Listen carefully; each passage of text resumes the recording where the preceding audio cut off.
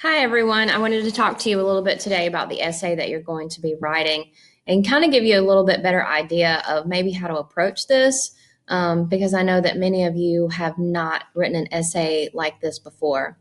So, what I did is I developed a sample kind of brainstorming sheet to show you how I would move through writing an essay like this. So I thought about the different stories that we had read and sort of the different themes of them and how those themes could be paired well with one of the critical reading approaches that we have talked about in the PowerPoint. So I tried to choose a story that I didn't think very many people were going to be writing about because I didn't want to steal your ideas. So I chose Once by Grace Paley. And if you remember this story, it's the one where the unnamed narrator goes to return the library books that she has had for 18 years. And she sees her ex-husband and they have a conversation about who wanted what during the time that they were married. And she is sort of on this little journey to take back these library books. So what I did was I came up with a draft of a thesis statement. So I thought about the fact that she has adhered to the expectations of her gender. So she's done all the things that a woman and a mom and wife are supposed to do throughout her life. And ultimately, this has led her to feel dissatisfied with herself and made her unable to achieve self-fulfillment.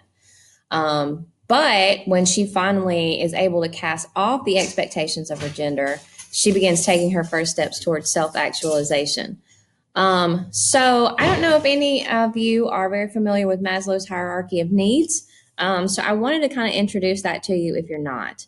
So Maslow's hierarchy of needs was developed by this individual. Maslow is his name. And if you see the definition up here, it's a motivational theory in psychology comprising a 5-tier model of human needs, often depicted as hierarchical levels within a pyramid.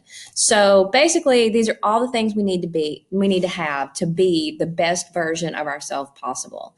So at the basic level, we've got food, water, warmth, rest. So you know how difficult it is to concentrate when you're super hungry, right? You can't really think about anything else. So that's the first step. The basic needs have to be met.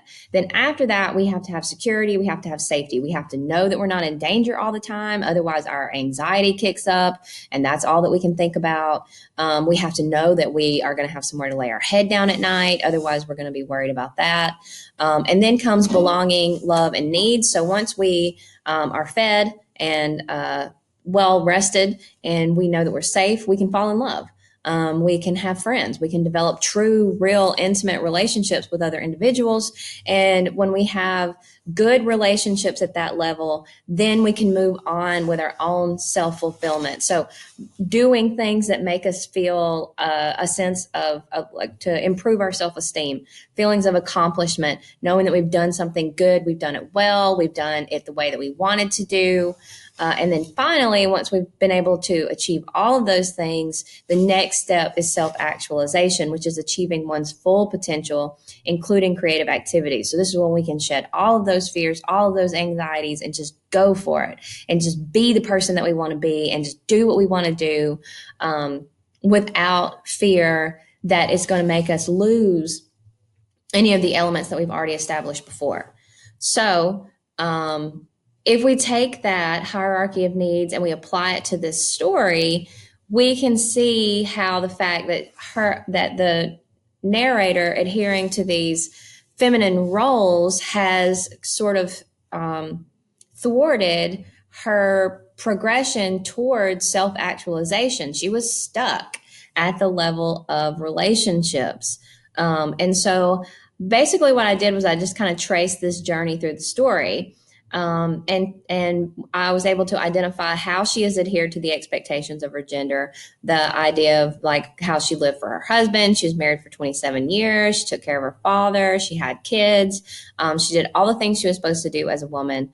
So then how do I know that she was dissatisfied with herself? Well, here I do want something. I want to be a different person. Well, obviously, if you say you want to be a different person, that means you're pretty dissatisfied with who you actually are at that moment.